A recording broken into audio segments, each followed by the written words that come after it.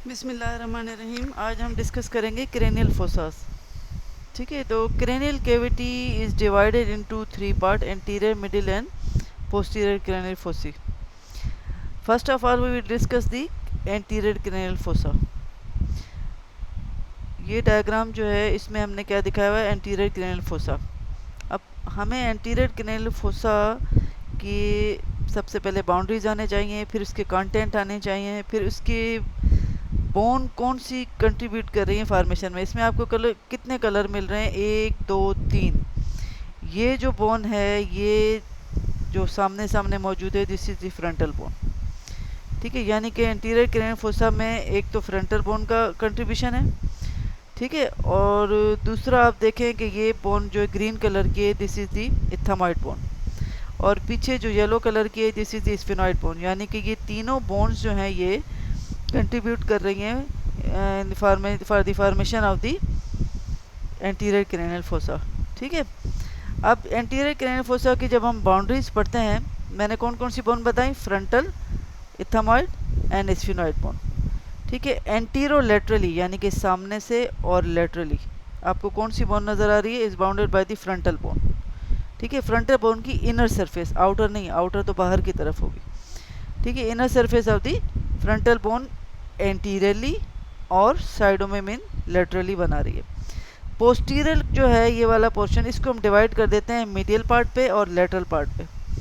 तो posteriorly and medially it is bounded by the, ये हमारे पास येलो कौन सी बोन है, स्फेनॉइड बोन। और ये जो पोर्शन है, ये दो सल्कस आपको नज़र आ रहे हैं कि इधर इधर, इनके बीच वाले पोर्शन को हम कहते हैं limbus of the sphenoid bone. ठीक है, जो इसको हम यहाँ पे प्री कियाज्मेटिक सल्कस होगा और यहाँ पे इसको क्या कह रहे हैं, limbus of the sphenoid bone postero medially बना रहा है। फिर पोस्टीरो लेटरली आओ इधर। ठीक है, it is bounded by the lesser wing of the sphenoid bone. ये येलो आपको पतली सी लाइन नज़र आ रही है ना, this is the lesser wing of the sphenoid bone, ये वाला। ठीक है, तो ये पोस्टीरो लेटरली इससे बन रहा है। फिर हम आते हैं फ्लोर। फ्लोर में ये सारे स्ट्रक्चर ये जो हमें नज़र आ रहे हैं, फ्लोर में क्या है, ये इथामॉइड बोन। इथामॉइड बोन का जो मिडिल में ये उभरा हुआ पोर्शन है, दिस इज द क्रेस्टा गैली, जहाँ पे टेंटोरियम सेरिब्री की अटैचमेंट होती है। और साइडों में ये जो ग्रीन पोर्शन के दोनों साइडों पे नज़र आ रहा है, दिस इज द क्रीब्रीफॉर्म प्लेट। इसमें छन्नी की तरह सुराख होते हैं जिसमें से ऑल्फैक्टरी नर्व के फाइबर्स पास होते हैं। इसीलिए अक्सर बीसीक्यू में आता है कि इथामॉइड बोन की अगर फ्रैक्चर हो गया है तो कौन सी नर्व इन्वॉल्व होगी, तो हम कहेंगे ऑल्फैक्टरी नर्व। और अगर पार्ट का पूछेंगे तो हम जवाब में लिखेंगे क्रीब्रीफॉर्म प्लेट। ठीक है, तो ये हमारे पास, और ये वाली जो पोर्शन है ये orbital part of the, orbital क्यों कह रहे हैं, इसके नीचे ऑर्बिटल कैविटी होगी। ठीक है, तो ये आगे इसके फ्लोर में। तो हमने एंटीरो लेटरली भी पढ़ लिया और पोस्टीरियर को दो पार्ट में डिवाइड किया, मिडियली एंड लेटरली, और उसके बाद हमने डिस्कस किया किसको, फ्लोर को।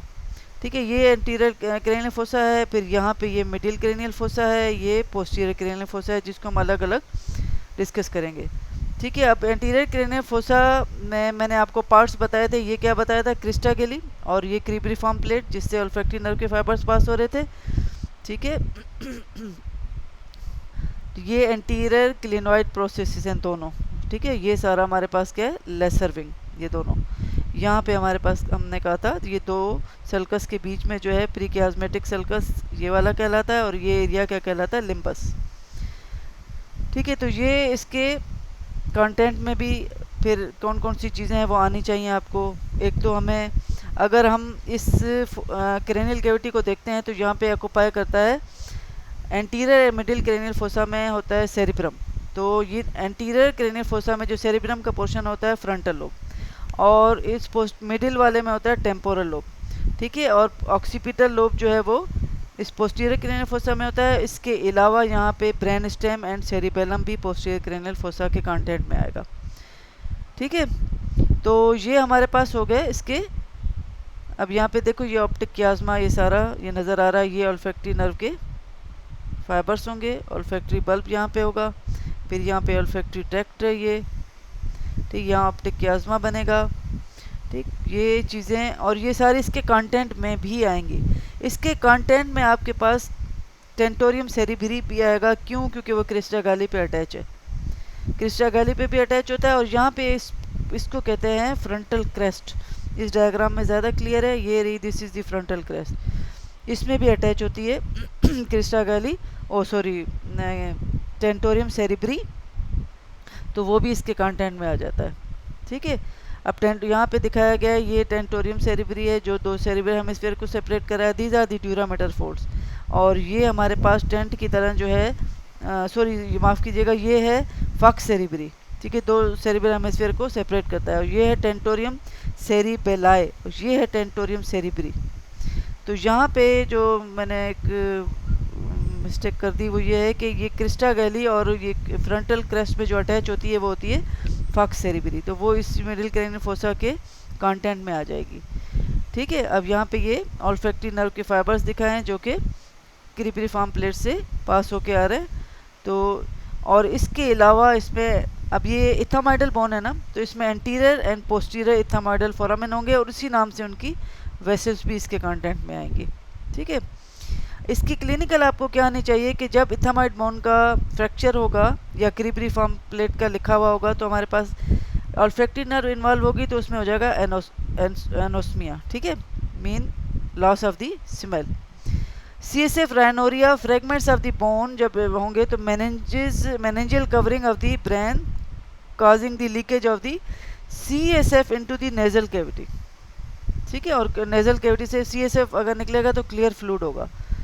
ठीक है, यानी कि एंटीरियर क्रेनियल फोसा में जो CSF निकलेगा वो nasal cavity से। ठीक है, अच्छा फिर आते हैं मिडिल क्रेनियल फोसा में। दिस बटर फ्लाई शेप जो है ये क्या है, middle cranial fossa. Middle cranial fossa की एंटीरियर बाउंड्री वही होंगी जो एंटीरियर क्रेनियल फोसा की पोस्टीरियर बाउंड्री थी। ठीक है, और यहाँ पे इसके ये जो आपको सेंटर में नज़र आ रहा है, this is the body of the sphenoid bone, और इसको हम कहते हैं सेला टर्सिका या हाइपोफिजियल फोसा, जिसमें पिट्यूटरी ग्लैंड मौजूद होता है। और मैंने आपको क्या बताया कि मिडिल क्रेनियल फोसा में जो सेरिब्रम का पोर्शन होगा वो क्या होगा, टेम्पोरल लोब, वो इसके कंटेंट में आएंगे ये सारी चीज़ें। ठीक है, अब इसकी बॉर्डर हम अगर हम पढ़ते हैं तो एंटीरियरली मैंने कहा था जो पोस्टीरियर बाउंड्रीज हैं किसकी, एंटीरियर क्रेनियल फोसा की, तो एंटीरो लेटरली ये इस तरफ वही लेसर विंग ऑफ स्फेनॉइड, और एंटीरो मीडियली मैंने आपको बताया था लिम्बस या प्री कियाज्मेटिक सल्कस। ठीक है, अच्छा फिर आते हैं किससे, एंटीरो ये हो गया एंटीरो लेटरली जो लेसर विंग था ऑफ द स्फेनॉइड बोन, और यहाँ पे पोस्ट लेटरली क्या हो गया, antero laterally the lesser wing of sphenoid bone, and medially क्या हो गया लिम्बस और the limbus of the sphenoid bone, और प्री कियाज्मेटिक सल्कस भी कह सकते हैं इसको। ठीक है, ये हो गया एंटीरो मीडियली, ये हो गया लेसर विंग एंटीरो लेटरली जो उसकी एंटीरियर बाउंड्री जो posterior boundary of the anterior cranial fossa था। अब पोस्टीरो लेटरली पीछे। ठीक है, पोस्टीरो लेटरली हमारे पास क्या है, bounded by the superior border of the petrous part of temporal bone. Laterally के पास ये जो जहाँ पे ओपनिंग नज़र आ रही है फोरामेन ओवेल एंड स्पाइनोजम, ये स्पाइनोजम है, ये ओवेल है, इसको हम कहते हैं petrous part of the temporal bone. ये पोस्टीरियरली है लेकिन लेटरली मौजूद है। ठीक है, और पोस्टीरियर मीडियली ये वाला जो पोर्शन है ये डॉर्सम सेली। ठीक है, this is a large superior projection of the bone that arises from the sphenoidal body, ये बॉडी है इससे ये अराइज हो रही है। तो डॉर्सम सेली इसके पोस्टीरियर है लेकिन इसके मीडियल पार्ट पे। फिर आता है फ्लोर, यानी कि ये सारे स्ट्रक्चर जो इसमें मौजूद नज़र आपको नज़र आ रहे हैं, लेसर विंग भी नज़र आ रहा है, ग्रेटर मोस्टली क्या नज़र आ रहा है फ्लोर में, ये ग्रेटर विंग ऑफ दी, ये एक ग्रेटर विंग और ये दूसरा greater wing of the sphenoid bone, and squamous part of the temporal bone. Squamous part of temporal bone ये हमारा हो गया इसके फ्लोर में। ठीक, अब आते हैं इसके कंटेंट्स में। जो फोरामेन है, मैंने कहा ये फोरामेन ओवेल है, ये फोरामेन स्पाइनोजम है। ओवेल से जितने भी स्ट्रक्चर पास होते हैं, आप फाल्मूरा याद करते हो मेल के नाम से, mandibular branch of the trigeminal nerve, तो यहाँ पे दिखाई भी गई है। ठीक है, मेनिंजियल ब्रांच भी आती है। ठीक है, जितने भी फोरामेन ओवेल से स्ट्रक्चर पास होंगे वो सारे इसके मिडिल क्रेनियल फोसा के कंटेंट में आएंगे, और इसी तरीके से फोरामेन स्पाइनोजम में भी जो स्ट्रक्चर होंगे वो इसके कंटेंट में आएंगे मिडिल क्रेनियल फोसा में। ठीक है, और उसके अलावा मैंने आपको यहाँ पिट्यूटरी फोसा में पिट्यूटरी ग्लैंड बताया था, वो भी इसके कंटेंट में आएगा, और मैंने कहा था this is occupied by the temporal lobe of the cerebrum. तो वो भी इसके कंटेंट में आएगा। ठीक है, फिर मैंने आपको anterior and posterior clinoid process, ये एंटीरियर क्लिनोइड प्रोसेस है दोनों, जहाँ पे पोस्टीरियर क्लिनोइड प्रोसेस है एंटीरियर, तो पोस्टीरियर इनमें हमारे पास अटैच होता है टेंटोरियम सेरिबेलाई, यानी कि टेंटोरियम सेरिबेलाई भी जो है वो इसके कंटेंट में आएगा। ठीक है। अच्छा, अब देखो ये एक याद रखना कि ये हमारे पास अगर आपसे कोई पूछता है, ये ग्रेटर विंग ऑफ स्फिनाक्स, ये petrous part of the temporal bone है। अब ये येलो कलर का जो ये है मिडिल क्रेनियल फोसा में फोरामेन लेसिरम जो है वो स्फिनॉइड बोन में नहीं है, ये याद रखिएगा। ये ग्रेटर विंग है ना, इसमें हमारे पास ज़्यादातर क्या आता है, फोरामेन ओवेल एंड स्पाइनोजम। ठीक। अच्छा, फिर हम आते हैं वो पिट्रस पार्ट पे आ जाएगा टेम्पोरल के, इसमें नहीं आएगा। Greater wing of the sphenoid में यहाँ पे जो पोर्शन है इसमें मिडिल क्रेनियल फोसा में जो ग्रेटर विंग है उसमें कौन से फोरामेन आ रहे हैं, फोरामेन ओवेल एंड स्पाइनोजम। ठीक है, वो ग्रेटर विंग में हमारे पास स्पाइनोजम नहीं आ रहा। ठीक है, तो फोरामेन से जो स्ट्रक्चर पास होंगे वो तो कुछ तो मैंने आपको वहाँ पे बताया। इसके अलावा greater petrosal nerve, lesser petrosal nerve, carotid canal होगा तो उसमें कैरोटिड आर्टरी, ये सारे स्ट्रक्चर्स जो हैं ये इसके कंटेंट में आ जाएंगे, जो कि हमारे पास मिडिल क्रेनियल फोसा में मौजूद है। फिर इसकी क्लिनिकल में क्या है कि पिट्यूटरी ग्लैंड मौजूद होता है यहाँ पे मिडिल क्रेनियल फोसा में। जो पिट्यूटरी फोसा में जो मैंने आपको दिखाया यहाँ पे इस डायग्राम में देखे, ये दोनों साइडों पर कैवर्नस साइनस है, this is the pituitary gland, और ये ड्यूरोमीटर का वो फोल्ड है जो पिट्यूटरी ग्लैंड को सराउंड करता है, जिसको हम कहते हैं डायफ्राग्मा सेली। ठीक है, अब एक अगर इसमें पिट्यूटरी ट्यूमर है तो उससे क्या होगा कि जब पिट्यूटरी ट्यूमर इस तरफ एक्सटेंड करेगा तो सबसे पहले इन स्ट्रक्चर्स को प्रेस करेगा, यानी कि एब्डुसेंट नर्व है, ये एक्सटर्नल कैरोटिड आर्टरी है, और अगर लेटरली एक्सटेंड करता है वो ट्यूमर तो फिर इन जो lateral wall of the cavernous sinus में जो नर्व्स हैं, oculomotor, trochlear and the ophthalmic and maxillary branch of the trigeminal nerve, ठीक है, इनको प्रेस करेगा। तो अब एक बीसीक्यू इस तरीके से भी आता है कि भाई अगर आपको पिट्यूटरी ग्लैंड का ट्यूमर को रिमूव करना है तो उसके लिए आप कैसे जो रूट लेते हैं उसको रिमूव करने के लिए एक साइनस का नाम पूछते हैं इसके पास, जहाँ पे नीचे साइनस है, स्फिनॉइडल एयर साइनस। तो उसका आंसर ये होता है कि स्फिनॉइडल एयर साइनस से हम पास करते हैं और उसके रिमूव करते हैं। तो यहाँ पे भी वही चीज़ दी हुई है कि सेलर ट्रसिका में जो कि स्फिनॉइड बोन का बॉडी है उसमें मौजूद होता है पिट्यूटरी फोसा, और वो ट्यूमर रिमूव करने के लिए हम ये सारा वो लिखा हुआ है एंडोस्कोपिक ट्रांस स्फिनॉइडल, उसी के थ्रू स्फिनॉइडल साइनस के थ्रू जा रहे हैं और एंडोस्कोप इंसर्ट करते हैं नोज़ के थ्रू, और फिर उसको इंसिशन देते हैं, more rarely through an incision into either the upper lip और the nasal septum. It is then advanced through a nasal cavity. The sphenoidal sinus is opened and endoscope passes through the pituitary gland. वहाँ से फिर उसको remove करते हैं, ठीक है।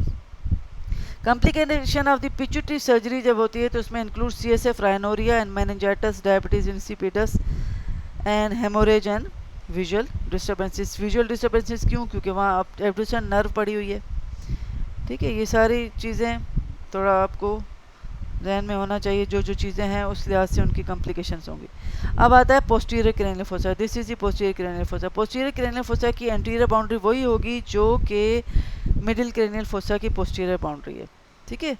तो और इसमें ब्रेन के कौन से पार्ट मैंने आपको बताए थे? एक तो ऑक्सीपिटल लोब, दूसरा brain stem, main pons, medulla, mid brain pons and medulla and cerebellum, ठीक। तो ये ऑक्सीपिटल एंड 2 टेम्पोरल लोब्स भी थोड़े से इसमें ऑक्यूपाई करते हैं, तो ये सारे इसके कंटेंट में आ जाएगा, ठीक है। अब इसकी बाउंड्री जो पोस्टीरियर क्रेनियल फोसा है एंटीरियरली उसी तरीके से देखेंगे, एंटीरोमीडियली एंड एंटीरोलेटरली।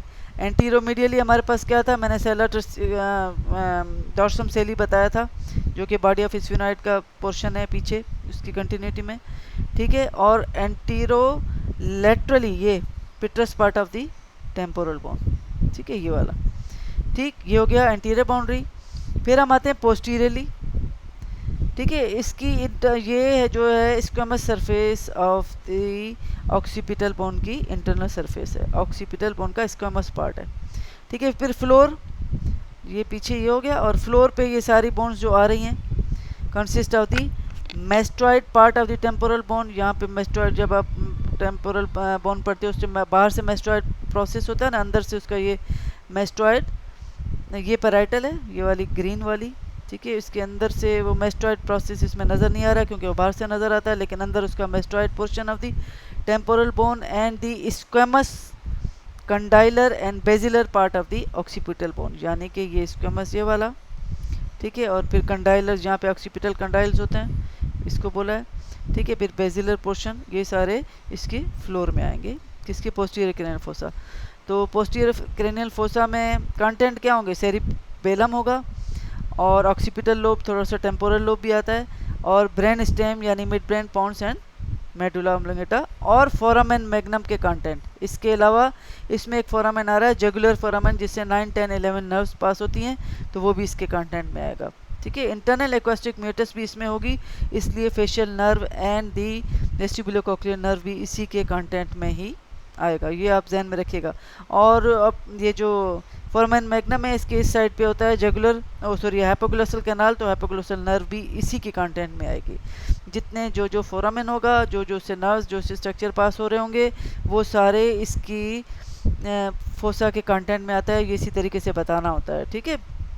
फिर इसकी जो क्लिनिकल है वो ये होता है कि यहाँ पे आप इस डायग्राम को देखें, यहाँ पे आप देखें ये वो जगह है जहाँ फोरामेन मैग्नम होता है, और ये सेरिबेलम है। सेरिबेलम का ये पोर्शन है टॉन्सिल ऑफ द सेरिबेलम, ठीक है। Tonsil of the cerebellum herniate कर रहा है नीचे, किस में, फोरामेन मैग्नम के थ्रू हर्निएट कर रहा है। जब ये हर्निएट करता है तो आगे हमारे पास पॉन्स है, मेडुला है, ये उसको प्रेस करेगा। उसके प्रेस करने से क्या होगा कि पॉन्स और मेडुला में हमारे पास होते हैं रिस्पायरेटरी सेंटर्स, तो उसमें प्रेशर आएगा, तो उसमें प्रेशर आने से रिस्पायरेटरी प्रॉब्लम्स हो गए, ठीक है, उससे डेथ भी हो सकती है, कार्डियो रिस्पायरेटरी अरेस्ट भी हो सकता है, ठीक।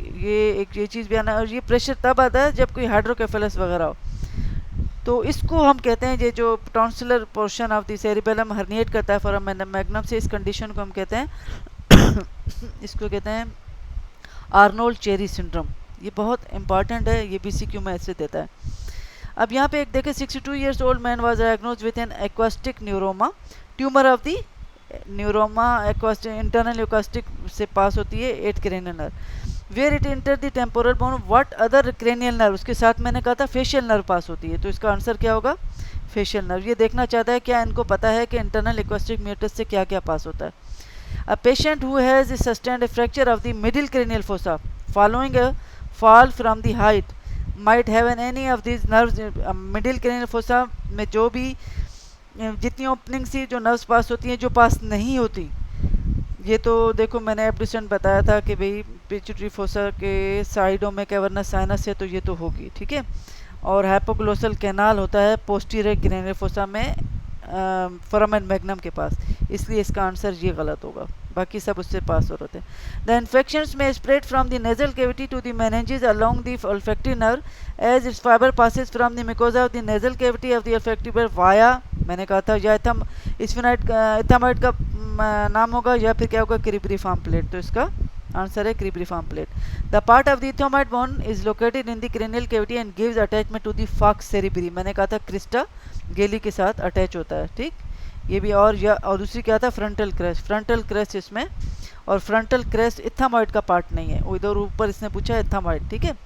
विच are the following foramina pierces the sphenoid bone, मैंने कहा था इसमें स्फेनॉइड बोन में फोरामेन लेसीरम नहीं है, ठीक है, तो इसमें आंसर क्या होगा, सी, क्योंकि डी में देखो फोरामेन लेसीरम भी दिया हुआ है, ठीक है। फोरामेन ओवेल भी होता है, रोटेंडम भी होता है, स्पाइनोजम भी होता है, लेकिन फोरामेन लेसीरम मैंने उस डायग्राम में आपको दिखाया था।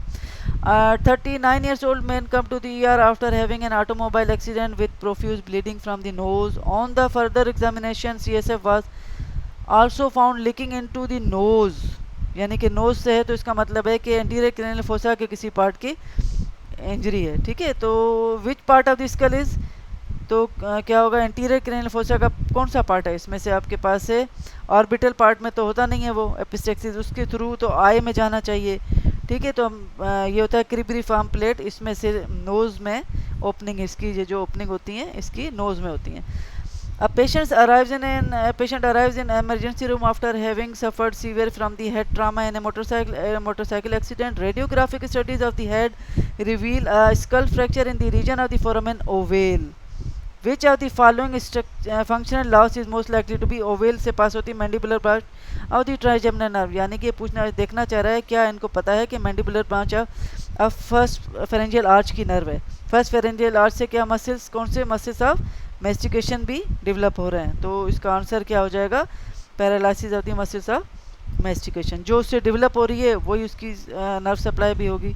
ठीक है बेटा, ये आना चाहिए आपको क्रेनियल फोसास के बारे में। Thank you.